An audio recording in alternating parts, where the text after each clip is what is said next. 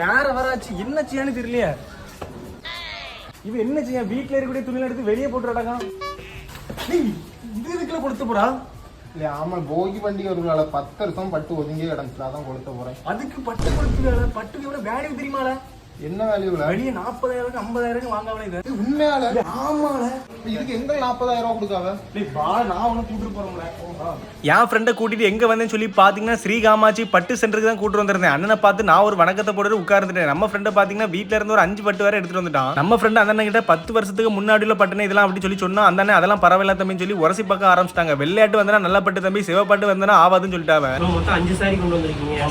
4 sorry மட்டும் போகும், ஒரு சாரி வந்து போவாது. அது காப்பர் இருக்கு. 4 சாரிக்கு மட்டும் பாத்தீங்கன்னா ஒரு 50,000 ரூபாய் போகும். 50,000 ரூபா? என் ஃப்ரெண்ட் கிட்ட கொஞ்ச நேரம் கழிச்சு வந்திருந்தோம்னா தீய கொளுத்திருப்பான்னு சொல்லிக்கிட்டு அண்ணன் கிட்ட 50,000 வாங்கிட்டு அப்படியே கிளம்பிட்டேன். இந்த கடை கரெக்டா எங்க இருக்கு சொல்லி பாத்தீங்கன்னா நம்ம மீனாட்சிபுரத்துல இருக்கக்கூடிய அருணா ஸ்டோர் ஆப்போசிட் மக்களே இருக்கு. மோர் டீடைலுக்கு ஸ்கிரீன்ல தெரியுற நம்பரை மறக்காம கான்டாக்ட் பண்ணுங்க மக்களே.